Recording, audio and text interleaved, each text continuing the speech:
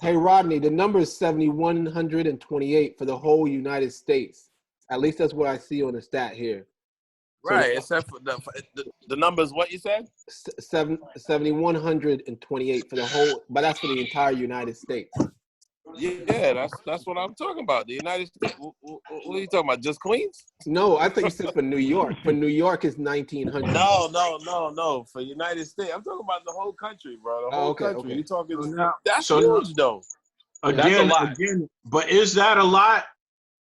Like, yes. if you do, it's still lives, man. It's still lives. Like, that's still 7,000 lives. Especially again, in the amount of time. In the amount of time. But if you take, and you know what, the amount of time I totally get. But I guess, like, I've been asking this question every day. Like, if it were the regular flu, if we took the flu numbers from last year and we compared them to the numbers now, like, what is the difference? Well, that's a hard thing to figure out, Chris, because there's so many people that go undiagnosed with the flu because they treat it like a common cold. But I had the same theory that you had, Chris, where I was like, if you tested every New Yorker during flu season, the numbers would probably be worse or just as bad. Right, that's kind of how I feel, and I mean, and you could guys, all it is. let me just say this. Nobody really had the chance to truly do the numbers. But hold on again, right? The issue here, and this is the reason that the confusion. It's not about the fact that this virus is more harsh than others. The main thing is that because it does have a level, because all flu has a level of harshness, and people can die from it. But it adds on to the healthcare system. So people will be dying just because of, like, Mark's friend. He went to the hospital. They couldn't take him, so they sent him back home, right? Now, the truth is, the reason why he passed away was not because of the COVID virus. He passed away because he did not get the proper treatment that was necessary. And that's what ended up exacerbating everything. So, again, remember, people on heart disease, people on diabetes, people with cancer, sickle cell, people who are doing dialysis, all these people still need healthcare. And right now, people still having babies. And all of that is what's so that is the biggest impact of it all. Yeah, one of my doctors that is a huge impact. But let's go back to the numbers, because I think that's where, Chris, you may be missing it.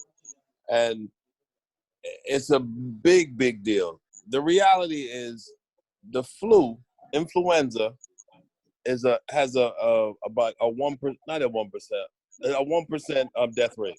It's a 0.5. It's a 0.1% death rate. 0.1. I'm sorry, right? It was a 0.1. So in other words, every 1 in 100 die or something like that. Mm-hmm. With this death rate is 10 times higher than regular influenza. So you're talking. I've heard those numbers, but I still don't know to believe them. I still don't know if that's truly the case at this point. Okay, well, let me help you believe it. 2 days ago, Neil, can you confirm this? I think you had the CDC website up. 2 days ago, how many people were dead in the United States? Oh, I don't know. I can't see it from 2 days ago. It won't tell you per day? No, hold on. Because what you want to see is that the progression, exactly. Where it starts, the exponent, because it's growing exponentially. It's not growing onesie. It's not doubling. It's exponent, and you'll see in a minute if we can figure out how many people died yesterday or the day before that. You're talking it's growing exponentially in reference to people who are diagnosed. No, I'm talking in terms of deaths. The death toll? Yes. That's what you got to watch. You got to watch, okay, how many people died today? How many people died tomorrow? If 10 people die today and 100 people die tomorrow, we got a problem. Because that's the type of information that I'm looking for, though. Chris. Last Sunday, 161 people died in New York.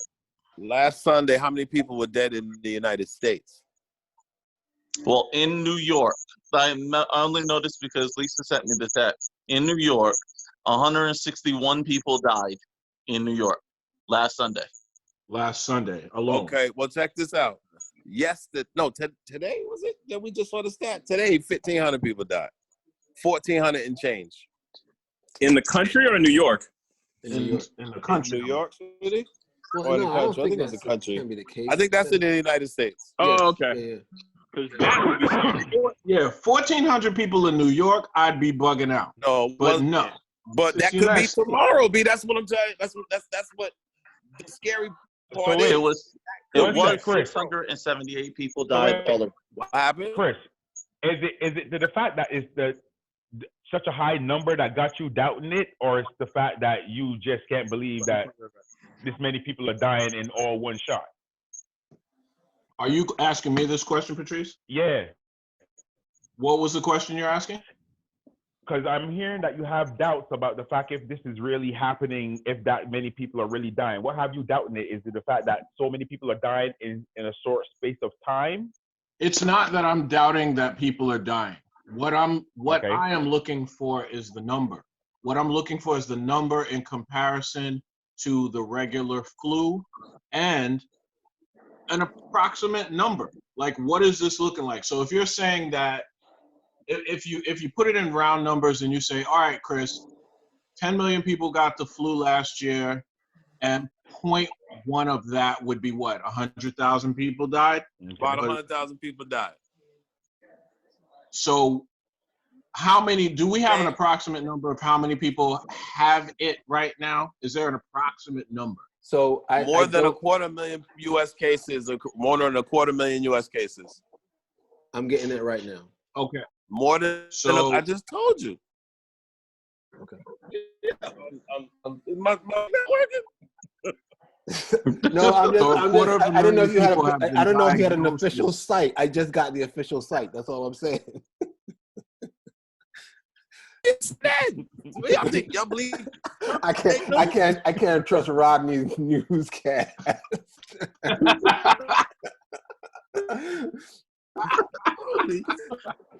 Yeah, more. Y'all read it. I have no problem with the fact that there's a pandemic. Like, this is a disease that people are getting and people are dying. I'm just questioning the whole, who's dying from it. You know what I mean? Like, I know now we're hearing more and more cases of healthy people between the ages of, let's just say, 30 and 60 that are dying. But this is a significant number of people. This is the subset group that, most, they're not going to put that out there. Like, at least not yet. So let me say this. Hold on a second. So now they have, like Rodney's saying, so the U.S. has 277,000. The total deaths is 7,300 in the U.S. So if I looked at for yesterday, so the new deaths throughout the United States were 1,321. So that's what they're saying. This is the Worldometer info. So I'm not sure if that's spiking up every day right now, but 1,300 was yesterday. Yeah, again, there's no doubt in my mind that this is real.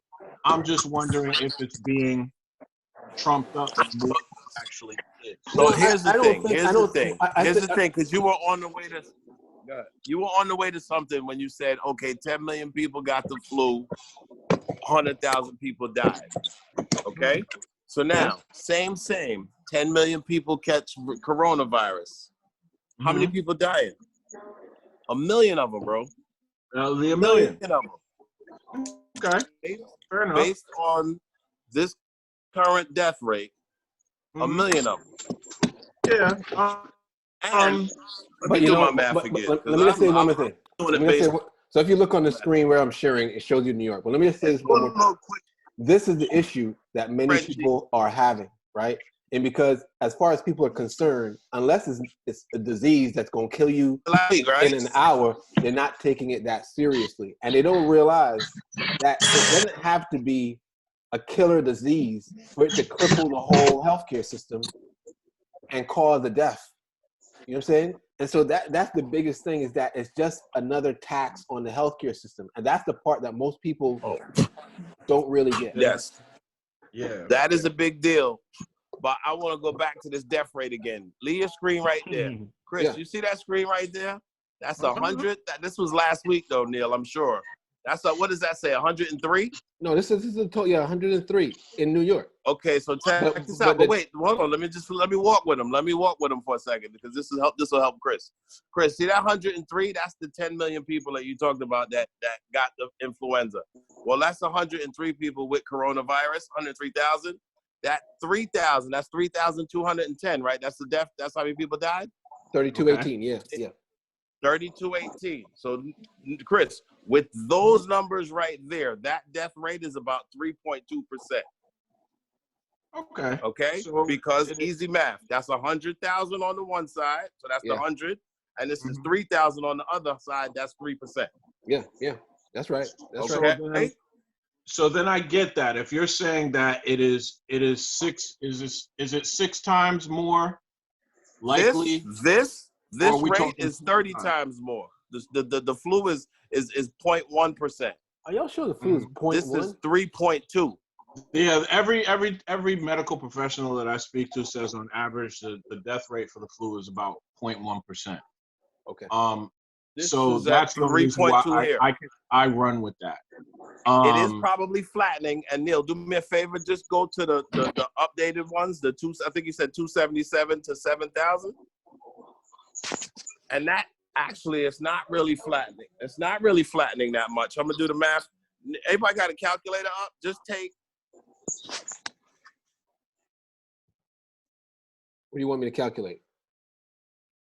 73. Neil, you're on yesterday. Go to now. Actually, no, that is now. That 277 to 261 is now. That's accurate. Okay. So what do you want the percentage of what? Just divide 7392 by 277 161, and just tell me what the You know you're gonna have to slow down a little bit, right? By 277. It's on the screen. That's 0.2. Everybody's chilling, getting high and shit. How much fucking going into talking about people in deaths and shit. 0.026. Yo. So that's a 2.6% death rate. Yes. So it's on the right slope, meaning it's coming down, but it's still a hefty death rate in terms of 2.6 as opposed to 0.1%. And if things happen, think about what Neil's rate. saying now. Pardon me? Go ahead, Ron. It is, guys. But I'm sorry. Go ahead, whoever was talking. Because I don't want to monopolize the whole conversation. Because I'm still going to be a skeptic. Like, at the end of the day. What are you a skeptic of? I'm a skeptic. My skepticism is based on who is dying.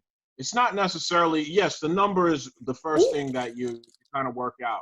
But when I say who is dying, I'm talking about, is it a significant number of healthy people or is it mostly older people? I mean, remember. What does that matter to you? Tell me why that matters. It matters because the fact remains is that although we don't want people to die, right? We also don't want people who are uncompromised immune systems and young dying in mass, because that means it's a lot more than just the flu. Like, the flu is going to take people out. It does every year. Like, all of this mass hysteria, I understand why it's here. Why? Because we didn't have anything in place to slow it down when it first got here. So now it's like, okay, we got to put the brakes on forcibly by getting people home and keeping people in. Right. But I feel that if you are a healthy individual, yes, we just heard Mark talk about his friends. But at the same time, I just don't feel like this is this big thing that you got to be crazy about. Like, if you're in hypochondria, you're like, oh my God, I'm scared. Like, you don't need to be scared. Okay, I got what you're saying.